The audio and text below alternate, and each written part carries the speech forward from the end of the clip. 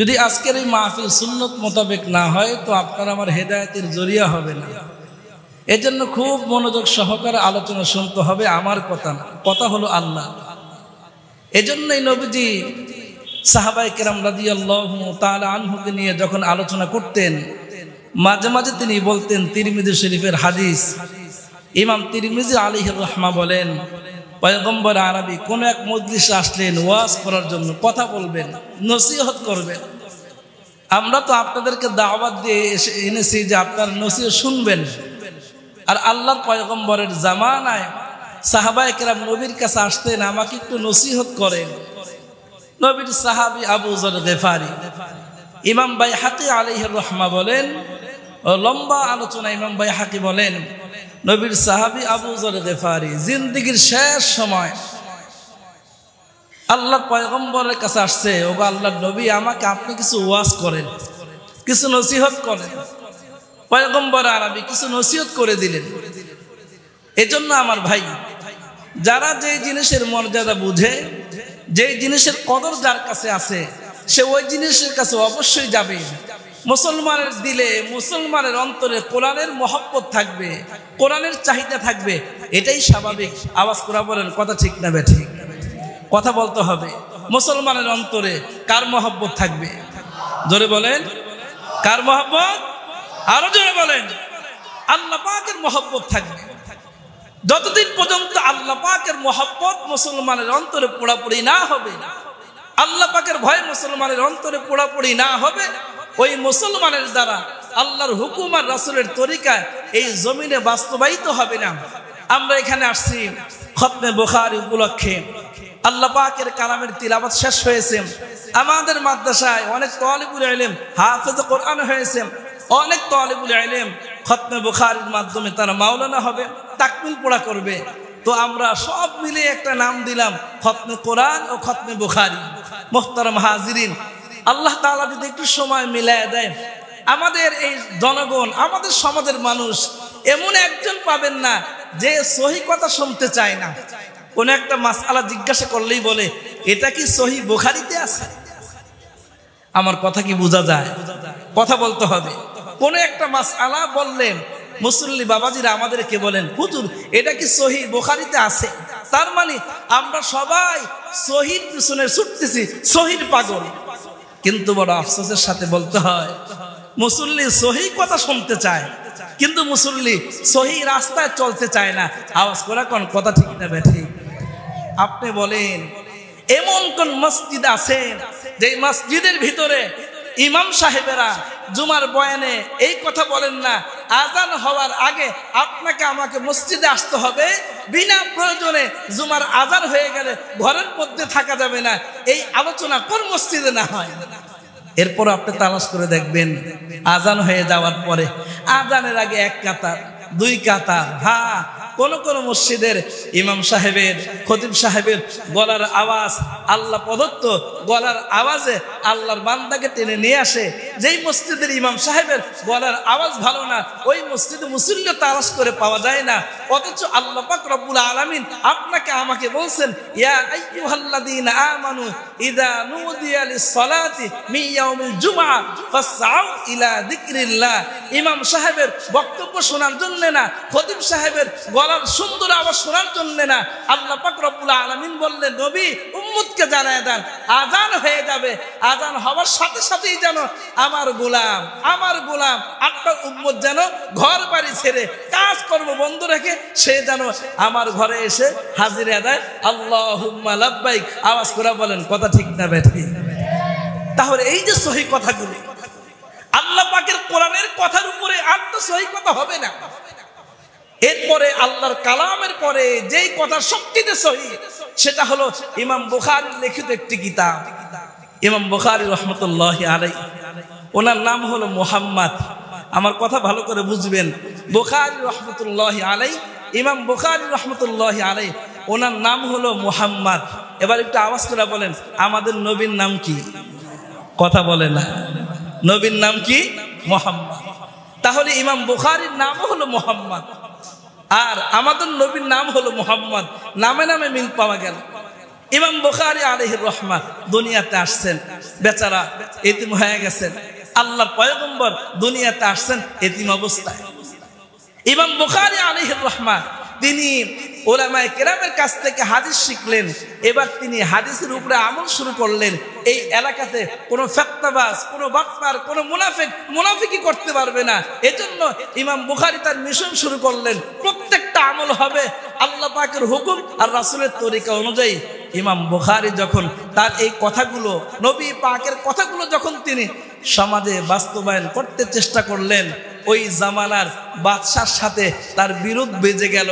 বিরোধিতা হওয়ার কারণে, বিরোধ হওয়ার কারণে আল্লাহর পয়গম্বর যেইভাবে কালিমার দাওয়াত দেওয়ার কারণে 39 বছর 29 দিন পর্যন্ত আমার পয়গম্বর আরবের সবার কাছে আল আমিন নামে পরিচিত ছিলেন। সবাই তাকে আল আমিন বলতেন। আল্লাহর পয়গম্বর যখন কালিমার হক কথা বলতে শুরু করলেন, মূর্তি পূজা করা যাবে না, এক আল্লাহর ইবাদত করতে হবে, কালিমার দাওয়াত দিতে শুরু করলেন। আল্লাহর পয়গম্বরের পিছনে আরবের সমস্ত মুনাফিকেরা আল্লাহর দুশমন হয়ে গেছে। আওয়াজ করে বলেন কথা ঠিক না বেঠিক? ইমাম বুখারী আলাইহির রাহমাও ঠিক একই ঘটনা। তিনিও যখন হককে হক, সাদাকে সাদা, কালোকে কালো যখন তিনি বলতে শুরু করলেন, অন্যায়ের বিরুদ্ধে যখন তিনি কথা বলতে শুরু করলেন, ওই দেশের বাদশা তার পিছনে লেগে গেলেন। পিছনে লাগার ফলাফল কি দাঁড়াইলো? আল্লাহর পয়গম্বরের পিছনে কাফেরেরা, ইহুদিরা লাগার কারণে আল্লাহর পয়গম্বর মাতৃভূমি মক্কাতে তিনি আর থাকতে পারলেন না। মক্কা থেকে হিজরত করে আল্লাহর গোলামকে মদিনাতে যেতে হলো। ঠিক তেমনি ভাবে ইমাম বুখারী আলাইহির রাহমা তিনি জন্মগ্রহণ করলেন বুখারাতে। আল্লাহর গোলাম কালিমার সঠিক কথা বলার কারণে এলাকার মানুষেরা, বিশেষ করে ওই জামানার জালিম বাদশা ইমাম বুখারীকে নিজ এলাকায় থাকতে দেয় নাই। আওয়াজ করে কোন ঠিক না বেঠিক? মুসলমান ইমানদার, আপনি আমিও যদি কালিমার কথা, হক কথা বলতে শুরু করি, আপনি আমিও এলাকার মানুষের কাছে দুশমন হয়ে যাব। সুতরাং হক কথা বলতে গিয়ে যদি আমি কারো কাছে দুশমনও হয়ে যাই, কিন্তু হক কথা থেকে পিছিয়ে আসা যাবে না। এজন্য আমি আপনাদেরকে আলোচনা করতেছিলাম, নবীর সাহাবী আবু যর গিফারী গিয়েছিলেন, আল্লাহর পয়গম্বর আমাকে একটু ওয়াজ করেন, নসিহত করেন। আল্লাহর পয়গম্বর আবু যর গিফারীকে 7টা কথা বলছিলেন। এর মধ্যে একটা কথা বললেন, আবু যর, দুনিয়াতে যতদিন বেঁচে থাকো হক কথা বলবা। আল হক মুররুন, হক কথা হলো তিক্ত লাগবে, যদিও মানুষ তোমার বিরোধিতা করে। আপনি হক কথা বলবেন, মানুষ আপনার বিরুদ্ধে চলে যাবে। এজন্য মুসলমান ইমানদার, আপনি আমি যদি হক পথে থাকি, হক পথে চলার চেষ্টা করি। এজন্য ইমাম বুখারী রাহমাতুল্লাহি আলাইহি তিনি যে কিতাবটা লেখলেন বুখারী শরীফ, এই কিতাবে তিনি 1 নম্বর একটা হাদিস আনছেন, যেটা আমি তেলাওয়াত করেছি। قال النبي صلى الله عليه وسلم قال النبي صلى الله عليه وسلم إنما الأعمال بالنيات। ইমাম বুখারী বলে দিলেন, নামাজ পড়তেছো? জি। নিয়ত ঠিক আছে? না, নামাজ হবে। এজন্য দাওয়াত ও তাবলীগের মেহনতে 1 নম্বরে বলা হয় কালিমা, এরপরে নামাজ, এরপরে ইলম ও জিকির, 4th নম্বরে ইকরামুল মুসলিমিন, 5 নম্বরে সহিহ নিয়ত। ইমাম বুখারী ইন্নামাল আ'মালু বিন্নিয়াত, নিয়তকে সহিহ করো, এটা তিনি 1 নম্বরে আনলেন। আর ইলিয়াস সাহেব রহমতুল্লাহি আলাইহি আপনাকে আমাকে তাবলীগ শিখাইতে গিয়ে তিনি সহিহ নিয়ত আনলেন 5 নম্বরে। এর কারণটা কি? এর কারণ হলো আল্লাহর গোলাম ইলিয়াস সাহেব রহমতুল্লাহি আলাইহি বুঝাইলেন 4টা কাজ। 1 নম্বরে কালিমা, 5 নম্বরে হলো নিয়ত সহিহ করা। 1 নম্বরে কালিমা পড়ছো, 5 নম্বরে তোমার নিয়ত সহিহ নাই, তো তুমি মুসলমান হইতে পারো নাই। আমার এই দেশে যখন যুদ্ধ হয়, যুদ্ধের সময় কিন্তু অনেক হিন্দুরাও কালিমা পড়ছে। তো বৃহস্পতিবারে কালিমা পড়ছে, অনেকে খুশি, চলো জুমার নামাজে যাই। হিন্দু উত্তর দিয়া বলছে, আমি কি মুসলমান হওয়ার জন্য কালিমা পড়ছি? তো তুমি যে কালকে কালিমা বললা ওই পাকিস্তানিদের সামনে, বলে ওইটা তো কালিমা পড়ছি আমি আমার জীবনকে বাঁচানোর জন্য। তাহলে বোঝা গেল কালিমা পড়লেও মানুষ মুসলমান হয় না যদি নিয়ত তার সহিহ না থাকে। 2 নম্বরে নামাজ। ছেলে খুব নামাজ পড়ে হঠাৎ করে, এরপরে হঠাৎ করে তার নামাজ বন্ধ। কি ব্যাপার বন্ধু, তোমরা এত নামাজি দেখলাম, নামাজ পড়লো, এখন নামাজ পড়ো না? বলে আমাকে তো বিবাহের জন্য দেখার জন্য আসবে। আমারে ঘটক বলছে মেয়ের বাবা খুব জমিদার, মেয়ের বাবা তাবলীগ করে, আল্লাহওয়ালা মানুষ, তুমি যদি নামাজ পড়তে পারো তো মেয়েটা তুমি পাইবা। আমি তো নামাজ পড়ছিলাম ওই মেয়েটাকে বিবাহ করার জন্য, এখন তো বিবাহ হয়ে গেছে, এখন আর নামাজে আসে না। তাহলে সে নামাজ পড়ছে মেয়ের বাবাকে খুশি করার জন্য। অনেক সময় বয়স হয়ে গেলে, দাড়ি পেকে গেলে মসজিদে আসে, নামাজ পড়ে, কারণ কি মেয়েটা বিবাহ দিছি, এখন নামাজটা পড়লে কিরে দোস্ত এত ঘন ঘন মসজিদে সকালে বিকালে, এখন মসজিদে না আসলে মানুষ কি বলবে, নাতি বিবাহ দিয়া দিছি না, মেয়েটা বিবাহ দিয়া দিছি না, নিয়ত কি মেয়ে বিবাহ দিছে এই জন্য নামাজে আসে। ইলিয়াস রহমতুল্লাহি আলাইহি বলেন 5 নম্বরে নিয়ত সহি করো, নিয়ত সহি নেই তোমার নামাজও হবে না। এবার আসেন 3 নম্বরে ইলম ও জিকির। আমরা অনেকে আলেম হইতেছি, যদি অন্তরে এই চিন্তা থাকে মানুষ আমাকে আলেম বলবে, মাওলানা বলবে, মুফতি বলবে, তাহলে আমার ইলম শিখাটাই বৃথা হয়ে যাবে। 4 নম্বরে মাদ্রাসা বানাইলাম, মসজিদ বানাইলাম, আমাকে দাতা বলবে। অনেকে তো এরকম দান করলে তার নামটা বড় করে লিখতে হয়, বলতে হয় অন্যথায় দান করেন, তো নিয়ত গর্বা, সে ইকরাম করলো, দান করলো, নিয়ত সহিনা, অর্থাৎ 5 নম্বর সহিনা। ইলিয়াস রহমতুল্লাহি আলাইহি বলেন নিয়ত যদি সহি না থাকে তাহলে তার 4 নম্বরে দান দক্ষিণাও আল্লাহর কাছে কবুল হবে না। এজন্য ইমাম বুখারী রহমতুল্লাহি আলাইহি বলেন আমি 1 নম্বরে নিয়ে আসলাম, নিয়তটাকে সহি করো। নিয়ত সহি করে যদি তুমি খেজুর পরিমাণও দান করো, আল্লাহ তাআলা এই দানের মাধ্যমে তোমাকে জান্নাতের ফয়সালা করতে পারে। সুবহানাল্লাহ। قال النبي صلى الله عليه وسلم إنما الأعمال بالنيات وإنما لامرئ ما نوى فمن كان هجرته إلى الله। মুসলমান ইমানদার, ইমামে বুখারী আপনার জন্য আমার জন্য অনেক বড় একটা নিয়ামত। এই আল্লাহর গোলাম আপনাকে আমাকে জাহান্নাম থেকে বাঁচাবার জন্য, নামাজ দিয়া জান্নাতে যাওয়ার জন্য, নামাজটা যদি সহি না হয়, নিয়তটা যদি সহি না হয়, যত নামাজ পড়ি নামাজ আল্লাহর দরবারে কবুল হবে না। তাই তো আপনাকে আমাকে আল্লাহর গোলাম ইমামে বুখারী আপনাকে আমাকে জানায় দিলেন, মুসলমান তুমি তোমার নামাজে দাঁড়াবার আগে নিয়তটাকে সহি করো। ইন্নামাল আ'মালু বিন্নিয়াত। যদি তোমার নিয়তটা সহি থাকে, নিয়তের গুণে আল্লাহ তাআলা তোমার নামাজকে কবুল করে নেবে। মুসলমান ইমানদার, নবী পাকের সাহাবী আবু হুরায়রা রাদিয়াল্লাহু তাআলা আনহু বলেন, আল্লাহর নবী মুহাম্মদ আরবি আমাদেরকে বলেন, আল্লাহর কোন বান্দা যদি নিয়তটাকে সহি করে, খেজুর পরিমাণ আল্লাহর কোন বান্দা যদি খেজুর পরিমাণ দান করেন, এই ইমামে বুখারী আলাইহির রহমান উনি ওনার কিতাবের মধ্যে হাদিস এইভাবে বর্ণনা করেন, আল্লাহর কোন বান্দা যদি আল্লাহকে রাজি খুশি করবার জন্য খেজুর পরিমাণ দান করে, গরিব মানুষ রাস্তা দিয়ে যাইতেছে, 1 টাকা দান করলো মসজিদে, আল্লাহর গোলাম মসজিদে আসছে, জুমার দান বাক্স সামনে দিয়ে যায়, গরিব মানুষ 1 টাকাই দান করছে মালিককে দেখাবার জন্য। আবু হুরায়রা রাদিয়াল্লাহু তাআলা আনহু বলে, নিয়তটা সহি থাকার কারণে ওই ব্যক্তির দান যদি খেজুরের পরিমাণ হয়, আল্লাহ পাক রব্বুল আলামিন ওই খেজুর পরিমাণ দানটাকে তিনি লালন পালন করেন। আপনি আমি যেইভাবে গরু লালন পালন করি, ছাগল লালন পালন করি, আল্লাহর পয়গম্বর বলেন উম্মতিরা রে, নিয়তটা যদি সহি থাকে, খেজুর পরিমাণ কেউ যদি দান করে, আল্লাহ পাক রব্বুল আলামিন তার এই দানকে লালন পালন করতে করতে এক সময় খেজুর পরিমাণ দানের সওয়াবটা আল্লাহ তাআলা উহুদ পাহাড়ের পরিমাণ বানায় দেয়। আওয়াজ করে বলেন না সুবহানাল্লাহ। মুসলমান ইমানদার, তাই তো এই ইমামে বুখারী বলেন প্রত্যেকটা কাজের শুরুতে নিয়তটা যদি সহি থাকে, ইখলাসওয়ালা যদি জিন্দেগি থাকে, ইখলাসওয়ালা জীবন যদি আপনি আমি কাটাইতে পারি, আল্লাহ পাক রব্বুল আলামিন কোরআনে হাকিমে বলেন ওয়ামা উমিরু ইল্লা লিয়াবুদুল্লাহ মুখলিসিন। আল্লাহ পাক রব্বুল আলামিন বান্দাকে আদেশ করে, বান্দা যখন তুমি নামাজ পড়ো, যখন তুমি রোজা রাখো, এমনকি যখন তুমি কান্নাকাটি করো, যদি তোমার মধ্যে ইখলাস থাকে, ইখলাস থাকলে একজন আরেকজনকে হেদায়েতের রাস্তা দেখাবার জন্য চেষ্টা করবে। এখন প্রশ্ন হইতে পারে, হুজুর ইখলাস আছে বুঝার উপায়টা কি? ইখলাস আছে আপনি বুঝবেন যেই লোকটা কাজ করে আলেমকে জিজ্ঞাসা করে করে।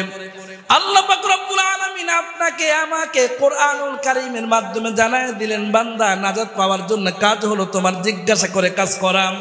আল্লাহ কোরআনে হাকিমে বলেন ফাসআলু আহলাদ যিকরি ইন কুনতুম লা তা'লামুন। নামাজে আসছো জানো না, ইমাম সাহেবকে জিজ্ঞাসা করো।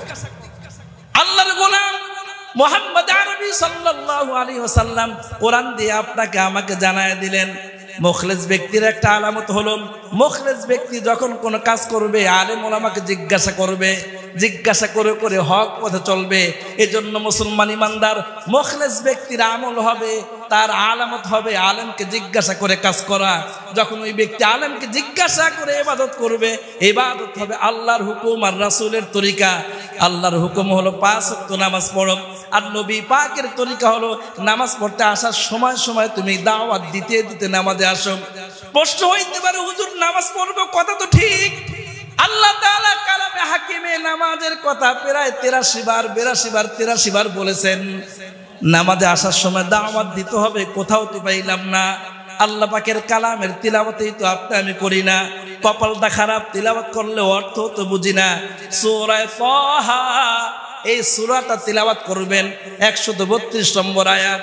ওই 132 নম্বর আয়াত আল্লাহ তাআলা বলেন ওয়া'মুর আহলাকা বিস-সালাতি ওয়াসতাবির আলাইহা। আল্লাহর পয়গম্বর বলেন মুসলমান রে, খুব মনোযোগ সহকারে কান লাগায়া কথাগুলো দিলের কানে শোনার চেষ্টা করা। পয়গম্বর আরবি বলেন আল্লাহ তাআলা এই কথা আমাকে বলেছেন, নবী আমার ওয়া'মুর আহলাকা বিস-সালাত, আপনি আপনার পরিবারকে নামাজের দাওয়াত দেন, নামাজের আদেশ করেন।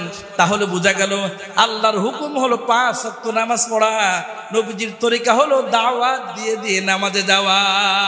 এখন প্রশ্ন হইতে পারে হুজুর যে দাওয়াতের কথা আপনি বললেন, এখন এই দাওয়াতের মধ্যে তো দল আবার 2টা, আওয়াজ করে কোন কথা ঠিক না বেঠি? হুজুর কোন দলে যাব, কোন দলে গিয়ে আমি দাওয়াত দিব? দাওয়াতের দল তো এখন 2টা। ইমাম তিরমিজি আলাইহির রাহমা বলেন আল্লাহর নবীর জামানায় আল্লাহর নবী ও সাহাবায়ে কেরামকে বলছে, সাহাবীরা রে, আমি তো চিরদিন থাকবো না, আমার ইন্তেকালের পরে হক আর বাতিল কিভাবে চিনবেন? আল্লাহর নবী মুহাম্মদ আরবি জানায় দিলেন যেই দলের মধ্যে কোরআনওয়ালা বেশি, অর্থাৎ যেই দলের মধ্যে আলেম বেশি, জান্নাওয়ালা বেশি, ওই দলটা হলো হক দল। আর যেই দলের মধ্যে আলেম ওলামা কম, ওই দলটা হলো বাতিল দল। আওয়াজ করে বলেন কথা ঠিক কিনা? এখন আপনি তালাশ করেন আমাদের দেশে যে তাবলীগ চলতেছে, কোন দলে আলেম বেশি? যেই দলে আলেম বেশি হবে ওই দলে আপনি যাব, আমিও যাব, আপনিও যাবেন। আর যেই দলে আলেম নাই ওই দলে আপনি আমি যাব না। ইমাম তিরমিজি আলাইহির রাহমা স্পষ্ট করে দিলেন আল্লাহর নবীর হাদিস বলে, হক হলো তারা যাদের দলে আলেম বেশি, আর যেই দলে আলেম কম ওই দলটা হলো বাতিল। এজন্য এখন দাওয়াত দিবেন কিভাবে? হক পথে। হক কারা? যাদের দলে উলামায়ে কেরাম বেশি আছে। তো মুসলমান ইমানদার মুখলেসের একটা আলামত হলো আলেম ওলামাকে জিজ্ঞাসা করা। ইখলাসের সাথে যদি আপনি আমি আল্লাহর কাছে কান্নাকাটিও করতে পারি, আল্লাহর কাছে চোখের পানিটাও কবুল হয়ে যাবে। তবে চোখের পানি যেন হয় আল্লাহর জন্য। ও মুসলমান, আজকে আল্লাহর জন্য আমাদের কোন কাজটা হইতেছে? নিজের ভাব মতো হলে ইমাম সাহেবের কথাটা গ্রহণ করি, আর নিজের মন মতো না হইলে আমি ইমাম সাহেবের কথাটা গ্রহণ করি না। এজন্য ইমাম বুখারী আলাইহির রাহমা বলছেন, প্রত্যেকটা কাজের আগে তুমি তোমার নিয়তটাকে সহি করো। দেশ চালাইতেছি, দেশ চালানোর আগেও আমি আমার নিয়তটাকে সহি করা। আমি একটা দেশ চালাইতেছি, কোরআন অনুযায়ী দেশটাকে পরিচালনা করা। আগের যুগে যারা দেশ চালাইতেন ওনারা তো কোরআন পড়তেন, কোরআন জানতেন, কোরআনের তর্জমা পড়তেন। এমন একজন বাদশাহ আমি আপনাদেরকে শোনাই, এমন একজন বাদশার ওয়াকিয়া। শাহ আব্দুল আজিজ রহমতুল্লাহ আলাইহি একজন আল্লাহওয়ালা বুজুর্গ ব্যক্তি ছিলেন। তিনি যখন দেশের নেতৃত্ব পাইলেন, অর্থাৎ বাদশাহ হইলেন, তিনি তো প্রত্যেক দিন কোরআন তিলাওয়াত করেন।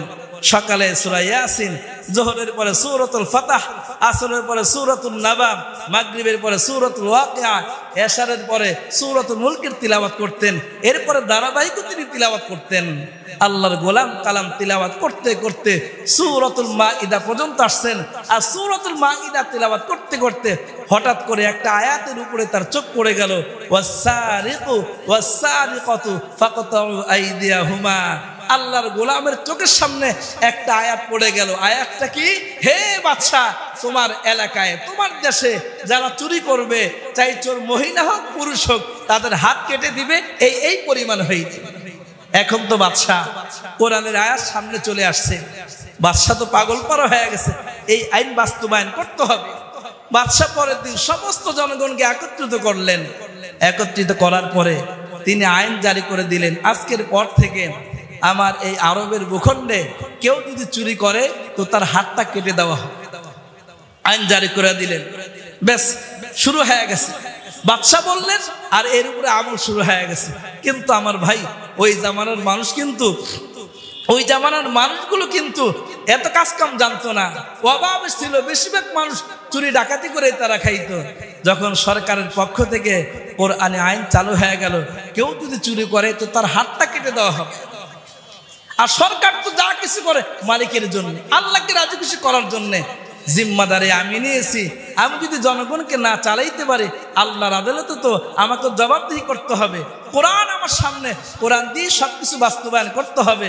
আপনি একটু তাকায় দেখেন না, ওই জামানার বাদশারা ওনারা কোরআন দিয়ে দেশ চালাইতেন। আর আমরা যে জামানায় আছি, আমরা যে সিলেবাসে পড়াশোনা করতেছি, যেই সিলেবাস আমাদের বাচ্চারা পড়তেছে, আল্লাহ মাফ করেন, স্কুল কলেজ ইউনিভার্সিটিগুলোতে যেই সিলেবাসে আমাদের বাচ্চারা পড়তেছে, এইভাবে যদি এই সিলেবাসে পড়াশোনা করতে থাকে, এক সময় আমাদের বাচ্চারা কবরে ঈমান নিয়ে যাইতে পারবে না। আওয়াজ করে এখন ঠিক না বেঠি? এটা কোনো রাজনৈতিক বক্তব্য না, রাজনৈতিক আলোচনাও না। আল্লাহর শুকরিয়া আদায় করেন যে আপনারা ঢাকা শহরে বসবাস করেন, আর ঢাকা শহরের অলিতে গলিতে মাদ্রাসার অভাব নাই, মাদ্রাসার অভাব নাই। এই মাদ্রাসাগুলো যদি আপনি আমি সহযোগিতার হাত বাড়ায় দিই এই মাদ্রাসাগুলোর দিকে, এখন তো আলহামদুলিল্লাহ আমাদের মাদ্রাসার বাচ্চারা ইংরেজি বললে স্কুলের বাচ্চারা হা করে তাকায় থাকে। আমাদের মাদ্রাসার বাচ্চাদের হাতের লেখা দেখলে কলেজ ইউনিভার্সিটির ছাত্ররা আশ্চর্য হয়ে যায়, এত সুন্দর কিভাবে ওলামায়ে কেরাম লেখে। অনেক গুরুত্ব দিয়ে আমরা পড়াশোনা করাই, স্কুলের চাইতে মাদ্রাসা এখন অঙ্ক ইংরেজির পড়াশোনা অনেক ভালো হয়। কেন? সে অঙ্ক শিখবে, ফারায়েজ করবে, সে ইংরেজি পড়বে, বাংলা পড়বে, কোরআনের তাফসীর করবে। এজন্য মুসলমান ইমানদার আমাদের সমাজের সিলেবাসের যে অবস্থা, এগুলো যদি আপনি আমি একটু খেয়াল না রাখি, আমার বাচ্চা কি পড়ে, আমার বাচ্চা কোথায় পড়ে, আমার বাচ্চা কোন সিলেবাস পড়ে, যদি একটু খেয়াল না করি, ইংরেজি টিচার রাখছেন, ভালো পড়াইতে পারে না, তারে বাদ দিয়ে দিলেন, ইংরেজি আপনার দরকার। অঙ্ক টিচার রাখলেন, ভালো পড়াইতে পারে না, তাকে আপনি বাদ দিয়ে দিলেন, আর এক টিচার রাখলেন।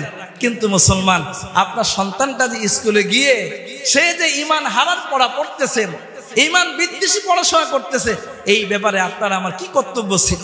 এজন্য আল্লাহর আদালতে আপনাকে আমাকেও জবাবদিহি করতে হবে। এই কথাটাই ইমাম বুখারী তার কিতাবে আনছেন, আলা কুল্লুকুম রাইন ওয়া কুল্লুকুম মাসউলুন।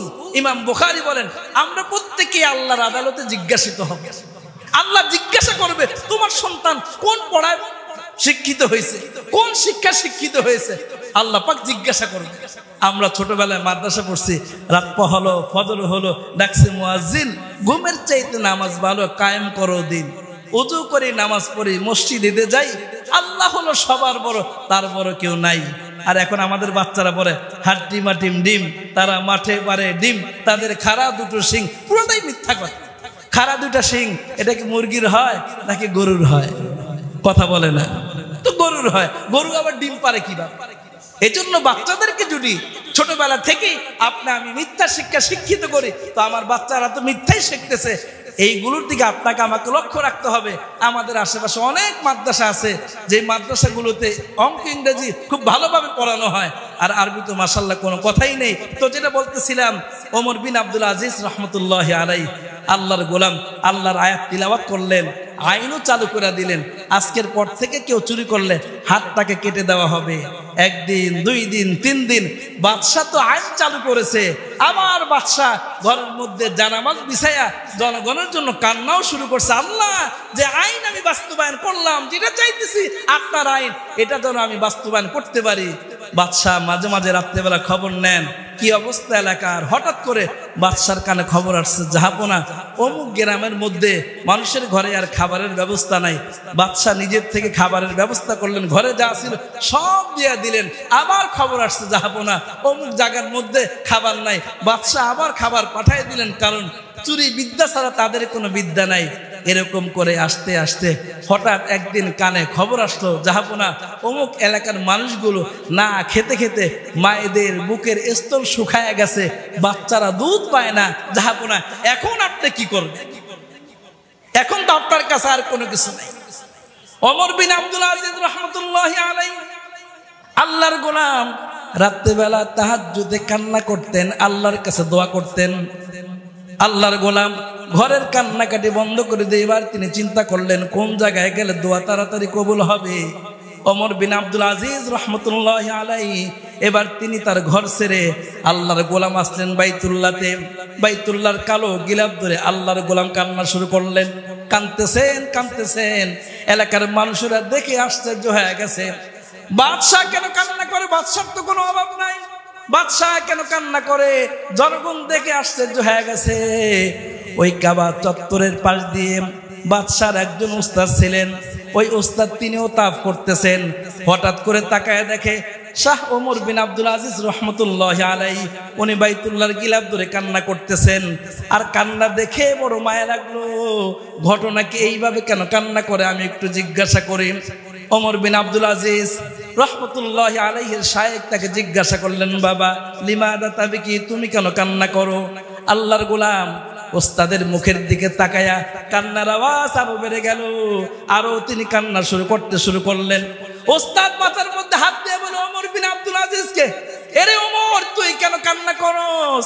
তোর তো খাবারের অভাব নাই, বাদশা মানুষ, কেন তুই কান্না করস? ওমর বিন আব্দুল আজিজ রহমতুল্লাহ আলাইহি বলেন, ওস্তাদ জি আমি আমার জন্য কান্না করি না, তাহলে কার জন্য কান্না করো?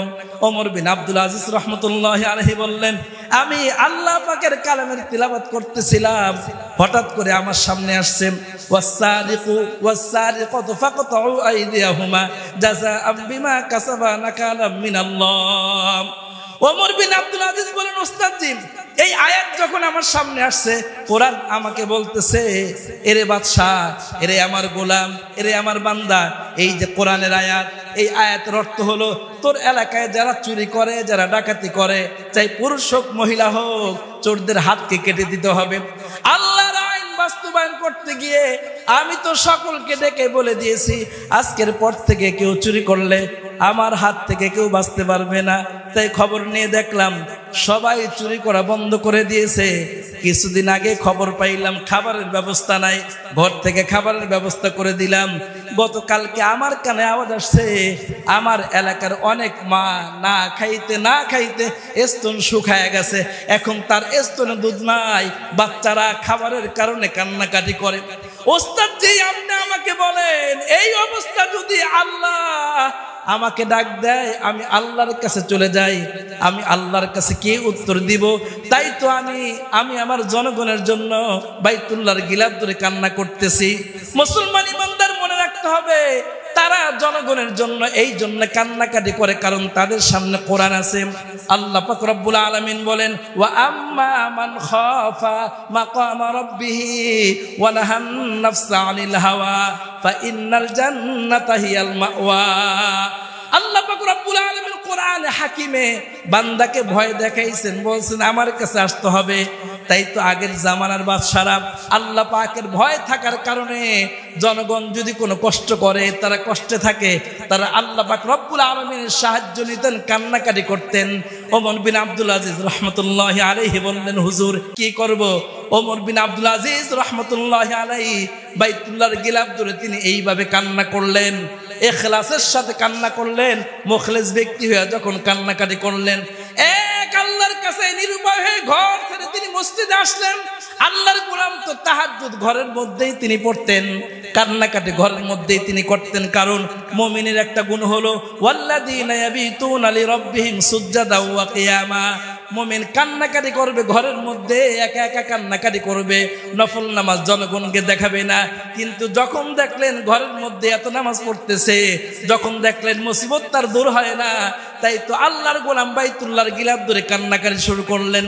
মুসলমান ইমানদার চোখের পানির এত দাম, এই চোখের পানি যদি জায়গা মতো সারা যায়, সময় মতো সারা যায়, ইমাম বুখারী আলাইহির রাহমা বলেন চোখের পানির এত দাম, এত দাম, এত দাম, এই চোখের পানি সময় মতো জায়গা মতো যদি সারা যায়, আল্লাহ পাক রব্বুল আলামিন তাকে ফিরায় দেয় না ওমর বিন আব্দুল আজিজ রাহমাতুল্লাহি আলাইহি। তাই তো তিনি ঘর ছেড়ে কান্না করতে করতে চলে গেলেন বাইতুল্লাহতে গিয়ে যখন তিনি কান্নাকাটি করলেন, আল্লাহ পাক রব্বুল আলামিন ওমর বিন আব্দুল আজিজের ইখলাসের দিকে তাকায়া, তার চোখের পানির দিকে তাকায়া আল্লাহ তার দোয়া কবুল করলেন। ওমর বিন আব্দুল আজিজের দোয়া কবুল হওয়ার পরে আল্লাহ পাক রব্বুল আলামিন বাইতুল্লাহ থেকে তেলের খনি জারি করে দিলেন। সুবহানাল্লাহ। তাই তো মুসলমান ইমানদার, যখন সুযোগ হবে একটু কান্নাকাটি করা। আজকে আমাদের মাদ্রাসার পক্ষ থেকে, জামিয়া শরীফিয়ার পক্ষ থেকে খতমে বুখারীর আয়োজন করা হয়েছে। খতমে বুখারী কি আমরা অনেকেই বুঝি না, কিন্তু ওলামায়ে কেরাম বলেন নাসরুল বারী সরার মধ্যে বুখারী সরা নাসরুল বারী, ওই নাসরুল বারীর মধ্যে দেখলাম বুখারী শরীফের এত মর্যাদা। এই বুখারী কিতাবটা যদি আল্লাহর কোনো বান্দা কোনো নৌকায় নিয়ে চলে, কোনো লঞ্চে নিয়ে চলে, কোনো লঞ্চের মধ্যে যদি বুখারী শরীফ কিতাবটা রাখা হয়, আল্লাহর গোলাম বলেন ওলামায়ে কেরাম কিতাবের মধ্যে লেখেন যেই কিতাবটি যেই নৌকার মধ্যে থাকবে, যেই জাহাজের মধ্যে থাকবে, ওই জাহাজ কখনো তুফানে ডুববে না। আওয়াজ করে বলেন না সুবহানাল্লাহ। ওই খতমে বুখারীতে আপনার আমার আসার সুযোগ হয়েছে। যেই খতমে বুখারী, যেই বুখারী তিলাওয়াত করার পরে এর একটা বিশেষ মর্যাদা। কেন? যে বুখারী শরীফের মধ্যে আল্লাহর গোলাম ইমাম বুখারী যে হাদিসগুলো তিনি নির্বাচন করেছেন, অনেক কষ্ট করেছেন, নামাজ পড়েছেন, গোসল করেছেন। না জানতে বলছি 48, ওই যে ঘড়ির সামনে 44 বাজে। তো যেটা বলতেছিলাম ভাই, বুখারীর এত মর্যাদা কেন? বুখারী শরীফের মর্যাদা এই জন্যে, ইমাম বুখারী এই হাদিসগুলো, আসলে হাদিস হলো নবীর কথাগুলো তিনি জমা করতে গিয়ে তিনি গোসল করেছেন, 2 রাকাত নামাজ পড়েছেন। যে কোনো মানুষের কাছ থেকে তিনি হাদিস নেন নাই, হাজার মাইল দূরে, শত মাইল দূরে একটা হাদিস আনার জন্য তিনি গেছেন। জিজ্ঞাসা করলেন, ভাই একটা হাদিস নাকি আপনার কাছে আছে? ওই লোক বলে একটু দাঁড়ান, আমি আসতেছি। আসছে ইমাম বুখারী তালাশ করে দেখলেন ভদ্রলোক কোথায় গেলেন, তার একটা ঘোড়া ছুটে গেছে। ওই ঘোড়াকে তিনি ঘাস দেখায়া এরপরে তিনি কাছে আনলেন। ইমাম বুখারী বললেন, ভাই যাই, আসসালামু আলাইকুম, হাদিস দিবেন না? বলে আপনার কাছ থেকে হাদিস নেওয়া যাবে না। বলে সহি হাদিস আমার কাছে, আপনি যে কত সহি হাদিস বলবেন। আমার বুঝে আসছে যে পশুকে ধোকা দেয় সে যে নবীর হাদিসের মধ্যে ধোকা দিবে না, এর কি বিশ্বাস আছে? ইমাম বুখারী এত সতর্কতার সাথে তিনি হাদিসগুলো জমা করেছেন, এজন্যই বুখারী শরীফের এত মর্যাদা। মুসলমান ইমানদার, এই বুখারীর তিলাওয়াতের পরে বালা মুসিবত আসলে দোয়া করলে দোয়া কবুল হয়, ওলামায়ে কেরাম বলছেন। এজন্য আমরা চেষ্টা করব আখিরি মোনাজাত পর্যন্ত, বুখারীর দর্শের পরে আখিরি মোনাজাত হবে, আমরা আখিরি মোনাজাত পর্যন্ত থাকার চেষ্টা করব। আর যে মাদ্রাসার পক্ষ থেকে খতমে বুখারীর ব্যবস্থা হয়েছে জামিয়া শরীফিয়া, এটা আমাদের কলিজার টুকরার প্রতিষ্ঠান। এই প্রতিষ্ঠানের জন্য দোয়া করব। জায়গা কম বিদায় কিন্তু এখানে আসা হয়েছে, যদি জায়গা বেশি হইতো অনুষ্ঠান হইতো মাদ্রাসায়। এজন্য আমরা একটু মাদ্রাসার জায়গার জন্য দোয়া করি। আল্লাহ পাক রব্বুল আলামিন জামিয়া শরীফিয়ার জন্য বড় একটা জায়গার ব্যবস্থা করে দেয়। আল্লাহ তাআলা জায়গার জন্য কবুল করে, সকলে বলি আমিন। আমাদের পিছনে একটা মাদ্রাসা আছে, নবাবগঞ্জ আদর্শ ইসলামিয়া মাদ্রাসা। এই মাদ্রাসার জন্য দোয়া করব, আল্লাহ তাআলা যেন এই মাদ্রাসা কবুল করে এবং মাদ্রাসার পরিচালকদেরকেও কবুল করে। জামিয়া শরীফিয়া আরাবিয়ার সমস্ত ওস্তাদ এবং কমিটিকে আল্লাহ তাআলা কবুল করে, আমিন। ওয়া আখির দাওয়ানা আলহামদুলিল্লাহি রাব্বিল আলামিন। আসসালামু আলাইকুম ওয়া রাহমাতুল্লাহ।